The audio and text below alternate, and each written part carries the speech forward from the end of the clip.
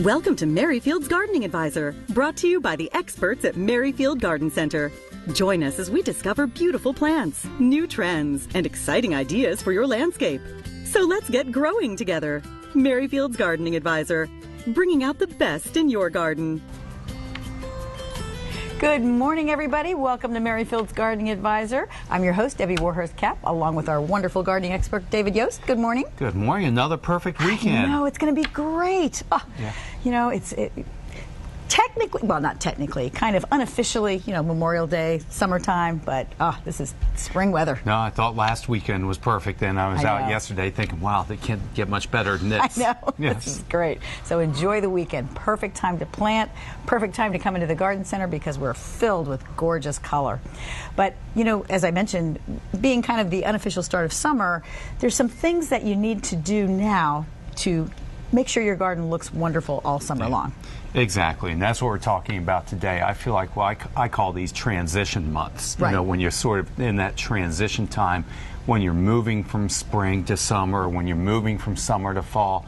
These are really, really important times in the garden. And I say, hey, we're not trying to rush the season, and I'm loving this extended spring. Yes, and we've keep got this as long as we can. Exactly, and we do.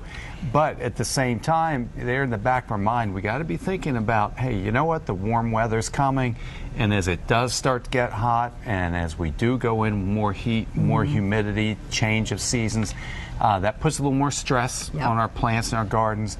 And so there's a lot of things that we can be doing in our gardens now to get prepared ahead of time for that. So I am going to talk a fair amount today about the insects, disease, weeds, but in a positive sense of things that you could be doing now so that you're better prepared when those problems present themselves. And I don't want to spend all day on that, so we'll spend a little time also on some pretty flowers that you might want to add to your garden as well. Got to have those. And we will take your phone calls later on in the show, so be ready for that. So before we get started, just wanted to mention, as I did last week, next weekend, the 7th and 8th of June, the Arlington Rose Foundation is going to be having their annual Rose Show. I think it's their 58th this year. Isn't that amazing? Yeah. But that's on Saturday from 1 to 6 and Sunday from 11 to 4, free to the public. It's going to be a great show, and you can see roses in several categories. Plus, there's a photography category, and there's going to have a silent auction. Rosarians will be there to take your questions and talk to you and just get you excited about roses. Yeah, and obviously with the way the spring has gone, where it has been cool and where the humidity stayed low, roses are just loving this kind of weather. And you can see them coming into bloom in communities all around you now. And I don't know if they've ever looked prettier than they did now. So I think normally they would have the Rose Show on this weekend. But with the way the winter's gone and the slow start to spring, we bumped it back a week. So I think they are going to see some spectacular examples there. That's right. And if you have any roses that you want to exhibit, you're perfectly welcome to. They would love it. You would just need to bring them over to Merryfield Garden Center. This is at our Fair Oaks location. I think it's by 9:45, between 6 a.m. and 9:45, I think is what it is on Saturday morning, to get it prepared and get it entered. So, or pictures. Right, and it's great to see the selection out there, because everybody's planting knockout roses that give so much color, but there's so many others. There's literally thousands of different varieties to work with, and I keep saying we got to maintain a diversity in our landscape, more varieties out there. So come in, look through them, and you'll get, like I said, Debbie was saying, get to talk to the experts all about it. It's great. So take advantage of that. So that's next weekend. We'll mention again next weekend, but. Okay. And I think that's all the announcements we have for today. Well, great. Well, we'll get on with our show today, and we're going to start a little bit talking about what we can be doing in the perennial garden. Like I said, this is one of those transition months, and we want to be getting prepared as the summer approaches. So I wanted to talk a little bit about phlox, and there's several different types of phlox, but specifically I wanted to discuss the summer phlox. It doesn't really start blooming until next month as we get into June, and it will continue to give you color well into July. So that's why I have a picture that's one from out in my front yard. And that's sort of a look ahead. Now, I brought this plant in. This is a new variety to me that's staying very compact and blooming early in the season. So we're getting just a little bit of a hint of color from there. But as I said, this is sort of a looking ahead type of a thing. And what will happen is a lot of our plants that start flowering later in the summertime, they can get very tall and very leggy. Phlox is a good example of that. Phlox can grow to be 2-3 feet tall, and it gets these large softball-sized blooms on there. And they're fragrant, and the butterflies love them, and there's just so many great reasons for growing phlox. But when they get tall, when they get those big flower heads on them, and we get a thunderstorm, they tend to topple over.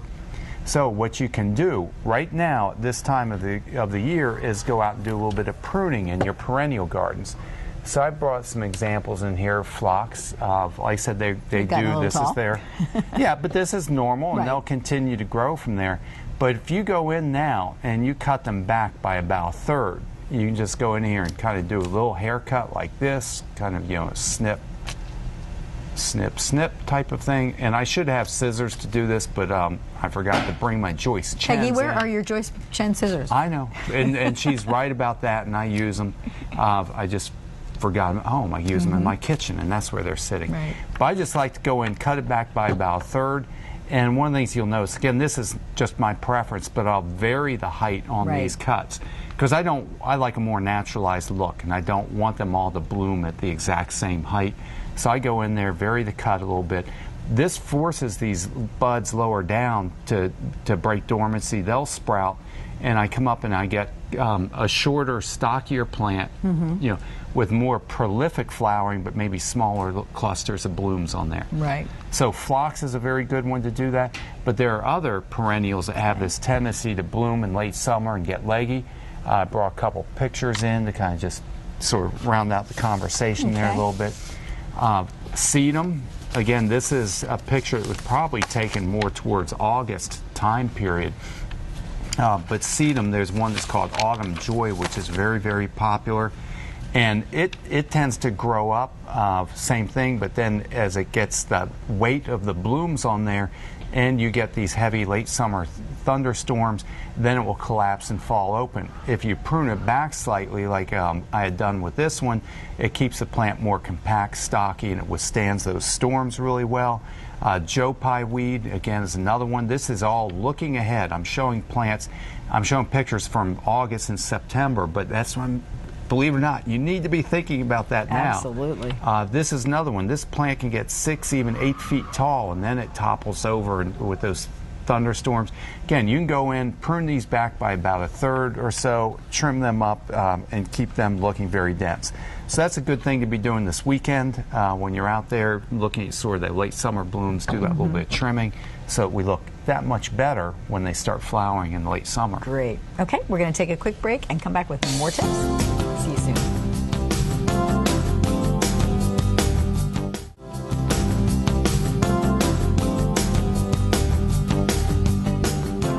Color everywhere. Love it, love it, love it. But we're talking about some things that you can do in your landscape now to keep your garden looking beautiful all summer long. So we've got some great tips. May not be as beautiful and exciting, but they're necessary. But it's important, exactly. And let's say I'm all into living in the now and living in the moment. And I tell you don't want to miss these beautiful days we have here. Oh, man. But somewhere in the back of your heads, you really do need to be looking ahead a little bit. And I tell you, I think this is what really can make the difference in gardening being easy and being enjoyable, or if you're constantly sort of behind the ball, constantly trying to catch up with problems, it gets to be a little bit of an issue. But if you can stay ahead and look ahead, it's really pretty easy. Oh, yeah. And the number one complaint that everybody has in lawns, I believe, not just lawns, but gardens. I mean, we've done surveys on this. The biggest number one complaint are weeds. And I get it. You know, I don't know too many people actually go out and enjoy, you know, pulling weeds out of the garden and that kind of thing. And so I'm just kind of showing a couple of examples of common weeds. This is one that's called spurge. You can see, and it's growing up in the crack of the walkway there, but you know, they'll pop up anywhere throughout your garden bed, growing flat in the ground like that. And these things, these weeds, they're all prolific seed producers, and that's why they produce all these tiny seeds, and they pop up to disturb us everywhere. So that's one that's called spurge. Another one that looks very similar to it is the Lespedeza. Lespedeza is really one of the most common weeds I see out there, very, very widespread, but nobody seems to recognize it. The leaflets are sort of in threes. It is in the same family as clover. Sometimes it's even referred to as Japanese clover. But you'll find that showing up in lawns and landscape beds. A couple others that pop in here. Crabgrass. Crabgrass is one, I guess everybody's familiar with it. Crabgrass, again, it's unlike the others, which are broadleaf weeds. You know, this is a annoying grass, very coarse textured, pale green, so it again is prolific seed producer. Each plant produces over 1,000 seed, and then once you have that seed present, you know, it continues to sprout, you know, for the next 5 to 7 years. It persists in the soil. And then the other, of course, dandelions, which everybody's kind of familiar with. Dandelions are perennial, you know, they come back year after year. But what happens, of course, you know, is I'm showing the seed head on there. Dandelions are one of the first things to bloom, but, you know, they produce those seeds, and you just know what's going to happen. You know, those seeds are going to disperse with little helicopters and sprout up everywhere. So the weeds that I'm showing you haven't really started yet, or they're just getting started. The things like the spurge, the lespedeza, the crabgrass, those are all what are called summer annuals. They don't really start growing until our temperatures are staying in that 70, 80 degree temperature range. So one of the things that's happened this year with the cool temperatures is the germination of all those seeds has been delayed. They're starting to pop up now. But one of the good things about this is it buys us a little extra time in terms of getting in there and doing our control. So my real take-home message here is, of course, an ounce of prevention is worth a pound of cure. It's much, much easier to prevent these weeds than it is to have to go in and pull them out. So if you haven't done so already, I'm really encouraging you to go out there and get a weed preventer down. So this is for use in your garden beds and landscapes that we're talking about. Preen is a very popular one. A lot of people like the Preen. It comes in this easy-to-use dispenser. You know, sort of flips out like this, and you kind of shake it over the soil.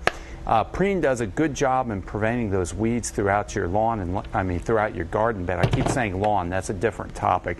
But throughout your landscape beds, you can sprinkle this around. What's important to remember is it does a good job, but it does a good job for about 3 months. So it's not just a one-time deal. It's something you have to come back and repeat. So we'll do that 2 or 3 times through the year. Another very good one that we also sell is Amaze. Amaze, I think, actually will last longer than Preen does. If I'm saying Preen gives us good control for about 3 months, with Amaze you can go even 4 to 6 months between applications. So it's longer lasting. The biggest difference is Preen has a real easy to use dispenser, whereas Amaze comes in the bag and then you have to apply it with a spreader. So those are both good options to prevent weeds throughout the landscape. So we're going to shift gears a little bit and talk a little bit with the shrubs. Now, other things that you can be doing now in your garden to keep it looking nice as we go into the summer months is a lot of our spring blooming shrubs. In particular, I'm talking about azaleas and rhododendrons here today. This is the right time of the year to go out and prune them and fertilize them. So I brought a couple plants in here just to sort of give a little bit of an idea of demonstration. So we'll start by just sort of looking at this rhododendron. I've selected this plant because it really gives a good example of the growth habit on there. They have, this was called a determinate growth habit. So they're flowering typically in that May, early June time period, and then when they're flowering, suddenly, shoop, they send up this shoot of growth all at once, and then they set their flower buds usually in that August time period. So their growth period is right now. If you need to prune them, now is the time to do it because it allows the plant a little time to recover and then still set its flower buds later in the season.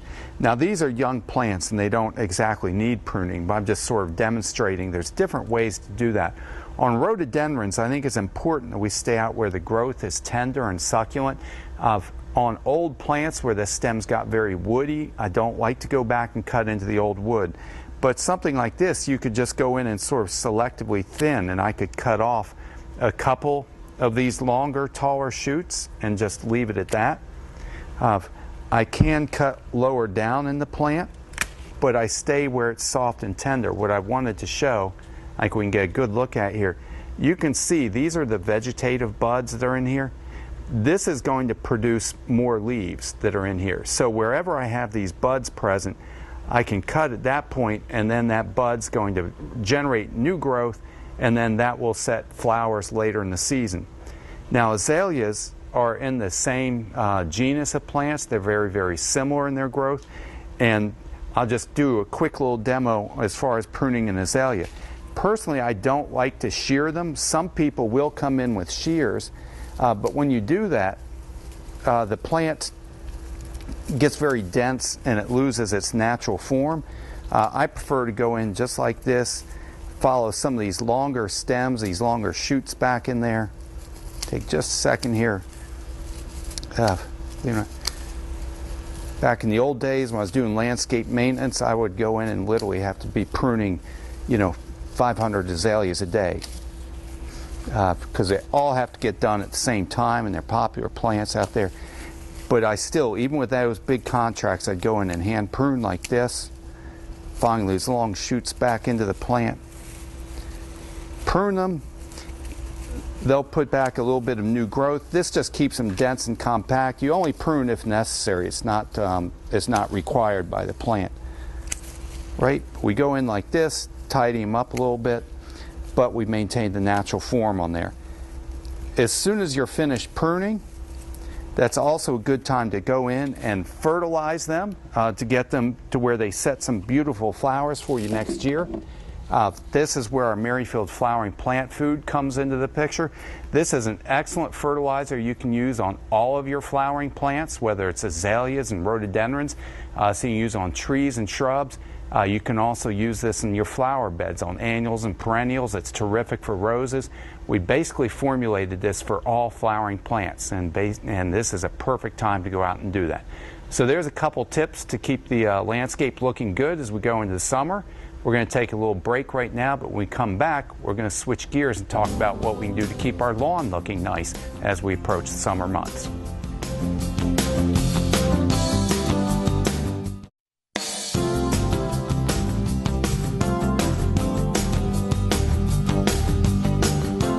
Hi everybody, welcome back. We're talking about tips for gardening, and you've been wanting to talk about lawns all morning long. I know you keep mentioning the lawn, so we're going to do that now. Well, it's just a habit I have, right? I know. Well, I guess it was last summer?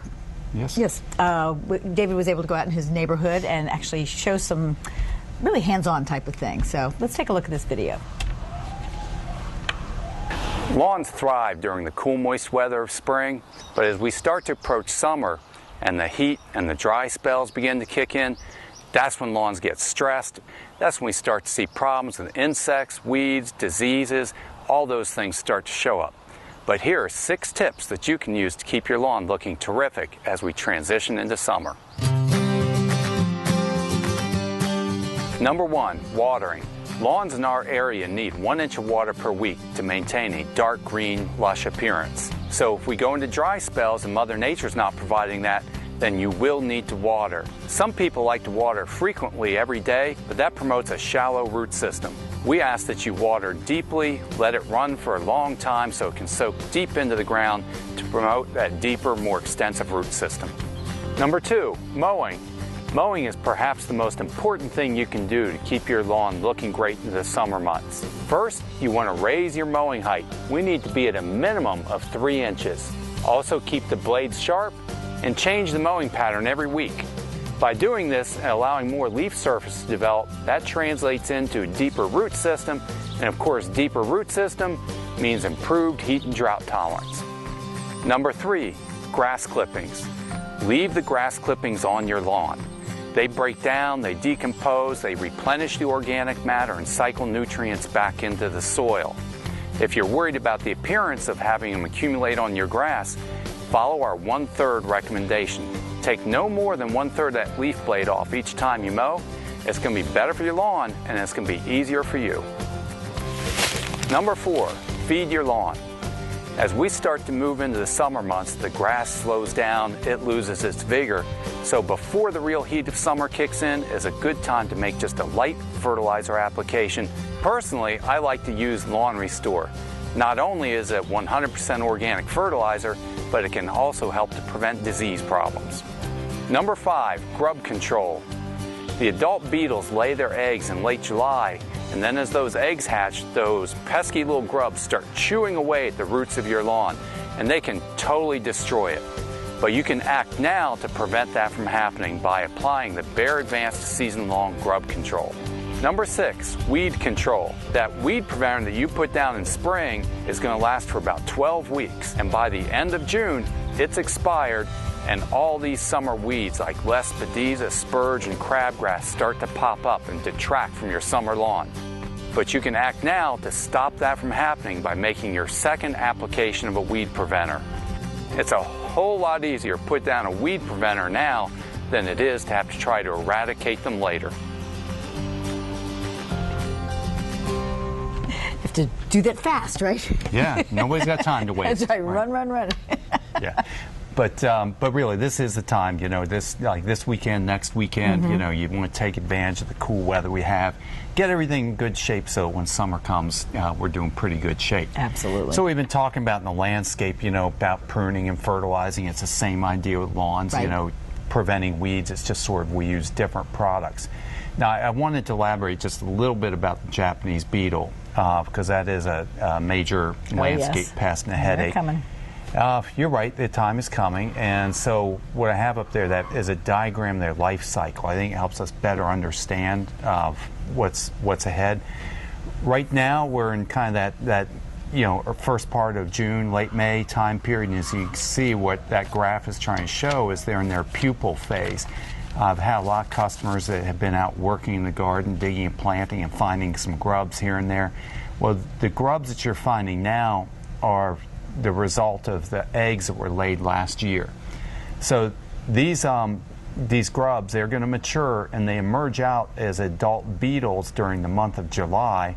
In July, they're out there feeding on the trees and shrubs and flowers above ground, and then they start laying their eggs and feeding on the root system, primarily in your lawn, during late summer. So this is a picture of what I hope we don't encounter, right. but what the kind of damage they do as we go into July. So they characteristically have in that little inset what we're calling a skeletonizing type of damage, where in the foliage they get in there and they eat the soft tissue out between the leaves, leaving just the skeleton of the leaf, but they're also what they do to roses is just horrendous, get in there eating the flowers now. So my point is, again, if you have a history of problems with Japanese beetle, if you're finding those grubs in the soil as you're working out in your garden, there's steps that you can take now to manage that problem before they start emerging out in July. So I'm showing you two different products. It's actually the same insecticide, but in two different formulations. The Bayer Season-Long Grub Control, that's something, again, that gets applied now this time of year. It's a systemic insecticide. You apply it to your lawn area. It's absorbed up into the roots of the turf. And then as those grubs start to emerge and they start hatching out in that late July, August time period, as they feed on the roots of the turf, they ingest it and it kills them at that point in time. Right next to it is the Bayer Tree and Shrub Protect and Feed.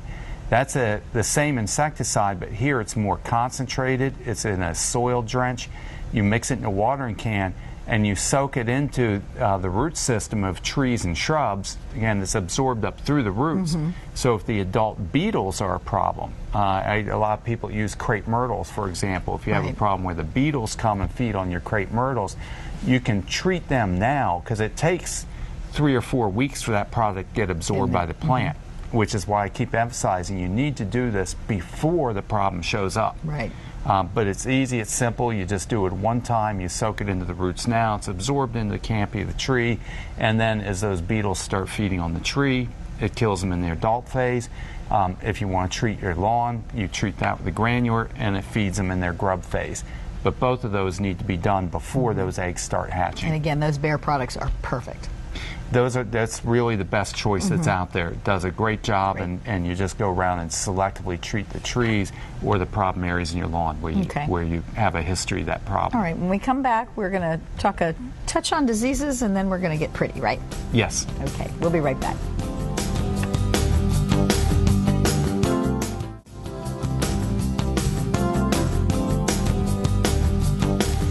Okay, we can't leave this topic without touching on diseases.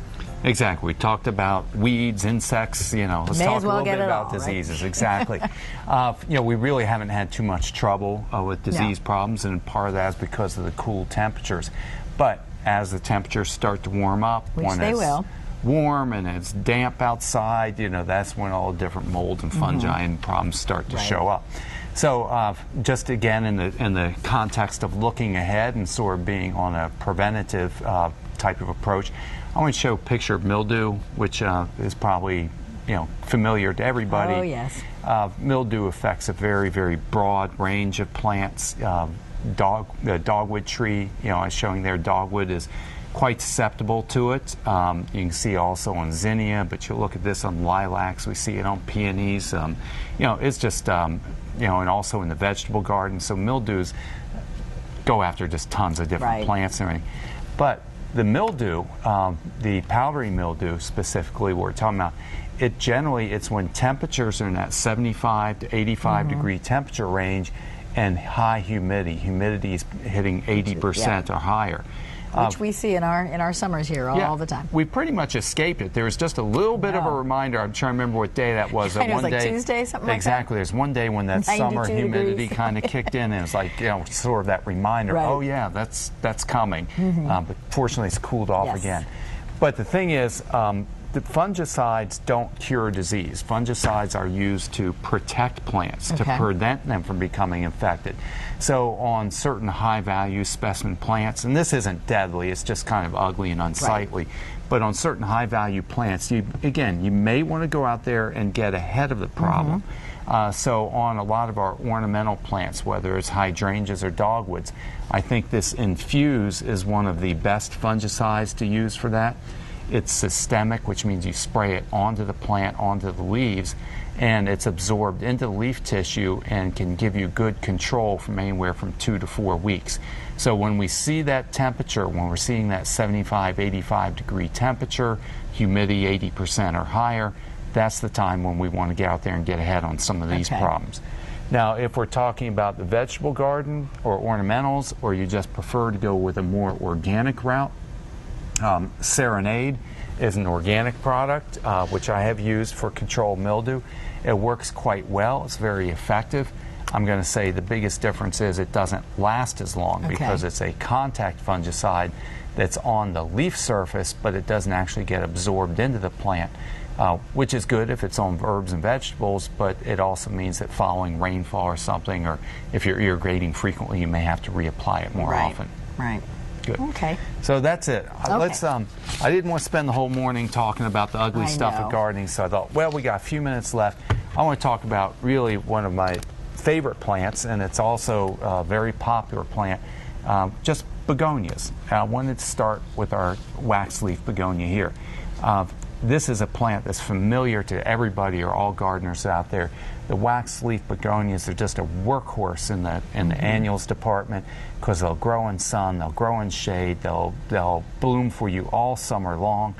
Begonias tend to be deer resistant, and the big range of colors, red, white, pink, and then you can also get variation in the leaf form that's there. So those are tough and durable. So that has led to a big range as far as breeding that goes on. This is one I found yesterday. I don't know how long they've been around, but it's certainly new to me. Love but these look doubles. This. Wow. Double-flowered wax leaf begonia. So that just adds that level of interest into it, because I think that's one of the things people haven't been thrilled is with the small flower size on. So hey, guess what? Now there's some double-flowered forms that are out there. Well, the story sort of continues. And I just went through and I was trying to pull a selection of begonias. Then we get into what a range is called the big begonias. Again, this is a wax leaf begonia, sort of same range of colors and flowers, but it's just a larger plant and a larger bloom that's in there. These are going to go probably 12, 14 inches tall. So they're fantastic to use in containers and baskets. You can also put out in the border. And some of this is also caused by the troubles that we've had with the impatiens and people looking for alternatives of plants that they can grow out in the sun. So these are all wax leaf begonias, tough, durable, give us lots of good performance out there. Wow. Then I'm going to show another series of the Silenia begonias, which have just, again, been growing in popularity with good reason. We're running out of room to put things. I know. But a lot of times in our greenhouse we sell what's called a Hymenalis begonia, which you can see it's a little bit stockier plant, larger, showier bloom that's in there, big range of colors that are in there. But these begonias typically like cool environments. So they've always done sort of in that 50, 60 degree temperature range and have limited their use outside in the landscape because of our hot summer months. Well, these Silenias were developed specifically for being more heat tolerant, being able to withstand going in the sun. So this Silenia begonia, this particular series, and there's actually 11 of them with 11 different color variations. They are gorgeous. Yeah, I'm not saying we have all of them, but Right. we've got a huge selection of beautiful ones that just came in this week. And again, these will give you flowers all summer long, go in the sun or part shade, do terrific in containers. But I guess could also go out in the garden or landscape. Right. And they're perfect in hanging baskets as well. Absolutely. So we're going to continue a little bit with the begonia story because I know I'm going to run out of time. But I want to show that angel wing begonia, a much larger plant. These will grow eventually, if you're successful there, 2 feet by 2 feet. Larger, glossier leaf. Can go in hanging basket or borders. They're self-cleaning. The flowers drop off of there as it matures, so they always look nice. And we're going to go with a couple more baskets to just show you the variety that's out there. Put this up here too. I love that variety. It's a new one that's out there called Sparksville Fire, I think is what they call it. It has that deep colored leaf in there, and that's one of the cool things again with the begonias. It's the leaf interest that goes into it. And I have one more basket over there beside you, Debbie. It's showing nice orange flower. Right, this one over to the side here. And again, cascading open that's there. So again, there's just begonias. It's a totally different look. Yeah, and we could go on. I didn't even go into the whole series of Rex begonias, which are selected specifically for their leaf characteristics. But a very versatile plant, going to give you color all summer long, adapted to sun or shade conditions, you know, deer resistant. Spectacular. And if you have the right environment, you can even continue to grow these indoors through the winter time. Super. Well, we're going to take a break. When we come back, we're going to take your phone calls. So if you have a gardening question, please give us a call, 703-387-1046. And we would love to talk to you in just a couple of minutes.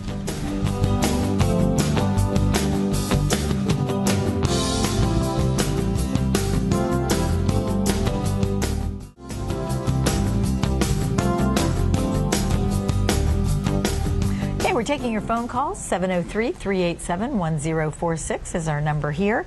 And David, our first caller is Emma from Triangle. Hi, Emma. How are you? Hi, good morning. Well, good morning. I have a problem that has been prolific this year. I don't know whether it has something to do with the cool spring, but our yard seems to have been invaded by ticks like crazy. Right. I've had 6 of them on me so far this season. Oh, and wow. I don't want anything to do with them.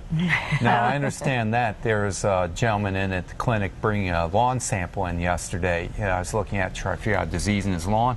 As I'm looking in this little handful of turf, you know, literally like about 10 immature ticks that had just hatched out of there.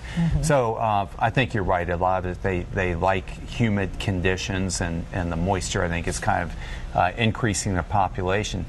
Now, there's a couple different ways that you can manage ticks. Actually, there's several different ways, but a couple of the more popular ones. There are these tick tubes. Tick tubes what we're trying to do is not necessarily eliminate all the ticks, but they specifically target the deer tick that carries the Lyme disease. And essentially, they look like little toilet paper rolls, but they have cotton in them. And the idea is that the mice that actually vector the disease, the mice go in there, they take the cotton, it's treated with an insecticide, and they use that in their nest building, and it kills the ticks specifically that transmit the Lyme disease.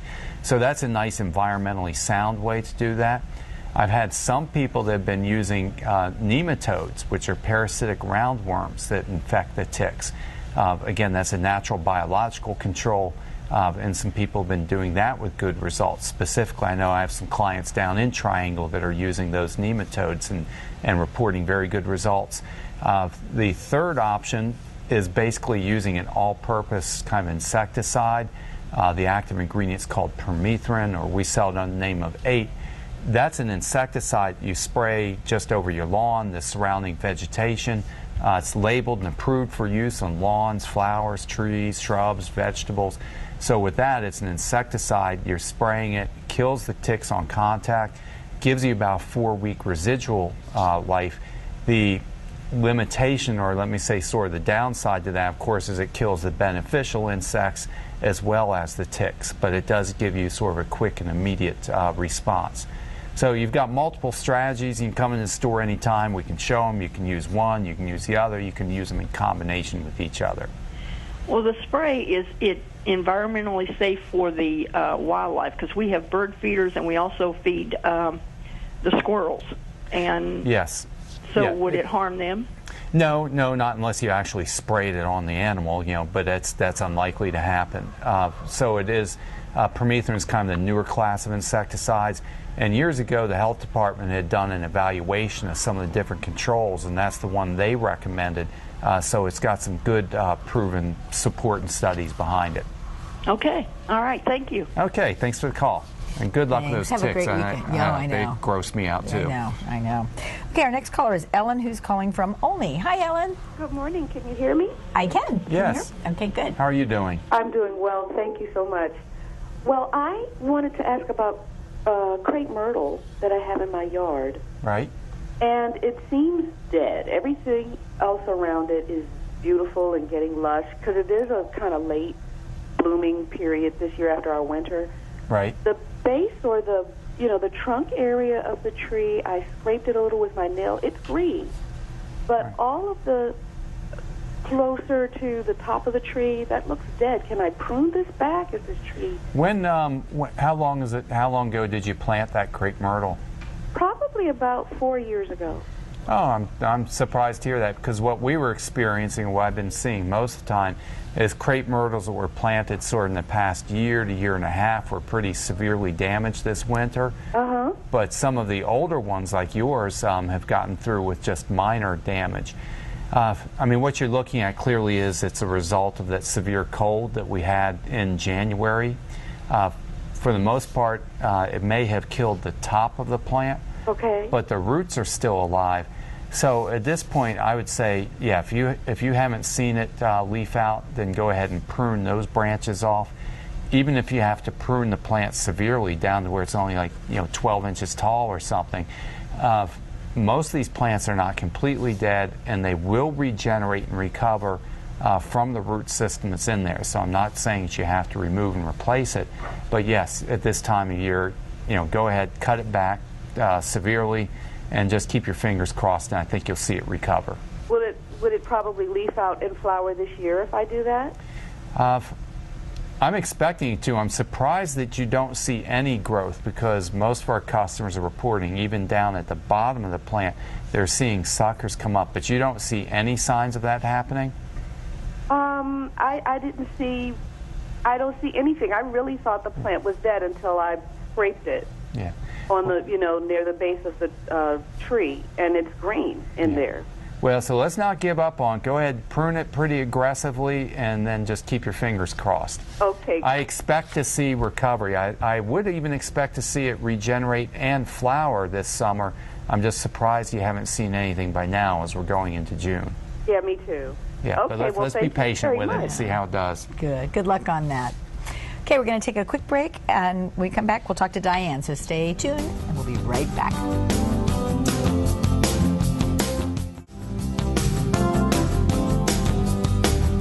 All right, get your gardening hat on, your gardening gloves, and get out there and garden. Okay, our next caller is Diane, who's calling from Frederick. Hi, Diane. Good morning. Good morning. How are you today? Wonderful. Good, good. My question is about the big box stores selling plants treated with bee-toxic pesticides. Do the toxins leave the plants during the season, or will they stay in it? Well, that's a good question, and there's a lot of people looking at that issue. Some of these, depending how they're treated, I mean, some of these pesticides can have a residual up to a year or longer, and I think that's a concern. It depends a lot on just how they were applied and the concentration that's in there. But basically, like I say, if you're talking about annuals and perennials, where their life cycle, is only for that initial year, so I mean, it could persist through the whole season. Now, I will tell you that we've been in contact with our growers about this, and I can tell you that all of our herbs, vegetables, and fruit trees, and all the edible plants, we're assured that none of that stuff gets treated. In terms of the perennials and the trees and shrubs, we're currently making inquiries with all of our growers and suppliers to try to assure that that problem is not going to persist at our garden center either. But we're still investigating it to try to assure that that's not coming in through us. Thank you very much. Thanks, okay, Diane. Thanks for the call. Okay, take care. All right, our next caller is Tom, who's calling from Ashburn. Hi, Tom. Hey, good morning. Good morning. Good morning. Hey, David. Oh, yeah, I know this. Formerly Tom from Fairfax Station, right? Oh, you moved to Ashburn, huh? Well, I know. That's the reason for the call, know. So you guys are taking care of me, and David's, the last one was perfect, and now I'm starting all over from scratch. Right. So I got some new questions. So your show about the watering, I have sod in the front that they put down 2 months ago, and then the sod in the back of the house they put in 2 days ago.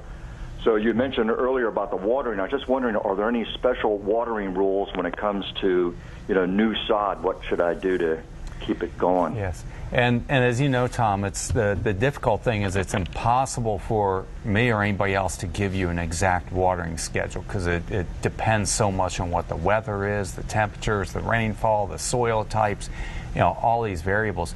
As you know, when the sod, when you buy sod, that's already a year old. Somebody's been growing that turf for a year, but when it's harvested, of course, the roots are cut off, and it's going to take at least a month before that reestablishes a new root system. So the objective here is you don't want that to dry out. And contrary to what you're saying in the video, that means that you may be doing a frequent shallow watering. This is one of the right, because we're always out there preaching it. You want to do less frequent but deeper watering. And here, because we don't have roots going 6 to 8 inches in the ground, we need to make sure the surface stays damp. Right now, where our temperatures have been cool nights and even daytimes staying in the 70s and lower, if we're in the kind of weather we have right now, you may be able to get by with watering only a couple times a week. But as it starts creeping up and we start going that 80, 85, 90, you may even find that you have to water as frequently as on a daily basis. Mm-hmm. So it's a judgment call. The idea is that you want to keep that top inch or so of the soil damp. As the sod gets rooted deeper in there, your watering will become deeper but less frequent. So stuff that was installed a couple weeks ago, I'm saying, hey, maybe you're watering 2 to 3 times a week for 10 or 15 minutes right now. Stuff that was installed 2 months ago, you might be watering once or twice a week, for 20 minutes. I got you. But, David, I have a quick follow-up question, and it's similar on the trees and shrubs. What kind of watering should I do on the new trees and shrubs they put in? Again, trees and shrubs, we're really, really promoters of hand watering. I don't rely on sprinkler systems, irrigation systems, and I know when you've got a new landscape, this is time-consuming. But I like to go around, hand water individually, because each plant's going to be a little different depending on the size of the root ball and so on. Now that's going to be a slower, deeper watering because we really want to saturate that root ball. That may take you 5 or 10 minutes to do that with hand watering. and then you don't water again till it starts to approach almost dry. So on some of your large shade trees, we might be watering, once every 14 days. Some of the smaller container plants, it might be once every 7 to 10 days. But you're never going to be out there watering on a daily basis. David, I appreciate it. And by the way, we went with the evergreen package that you picked out. So if it doesn't work out, I'll let you know. Yeah, I was driving out Route 50 the other day thinking about you. I saw the sign out there and said, I got to get by there one day, see how things are looking. Swing by and see all my mistakes. Yeah. Oh, no, I go there to see a work of beautiful art. Right. That's what I expect to see. Thanks so much for your help. Take care. Bye-bye. Okay, let's quickly get to Pam, who's calling from Manassas. Hi, Pam. You have a quick question? Yes, ma'am. I have a trimming question. I have a butterfly bush. Right. And it's got green at the bottom, but at the top it's got the long stems that are deadhead. Do I cut those now or just leave them? No, cut those off. And again, that's another case of winter damage. Everybody, butterfly bushes, hydrangeas, list goes on, crepe myrtles we were just talking about. A lot of the plant got killed off above ground. Just cut that stuff off, and now it's going to have to regenerate and renew itself from the roots. Okay. Now, would it be a good time to do boxwoods, cut boxwoods, or wait?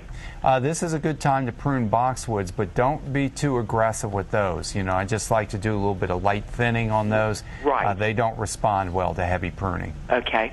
All righty. Thank you so much. Thank you. Thanks for Have a nice day. You too. Bye-bye. Well, I apologize to Carolyn. We've run out of time. She had a question on basil, but I don't know what it was.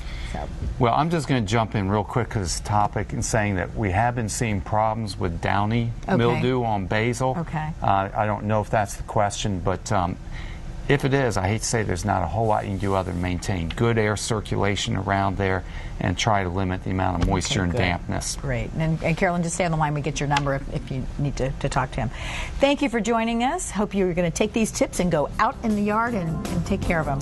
Next week, Karen Rexroad's going to be on with you, and she's going to be talking about some striking color combinations, using some darker shades and that type of thing. She's always got some neat ideas for us. Absolutely. Have a great week. Bye-bye.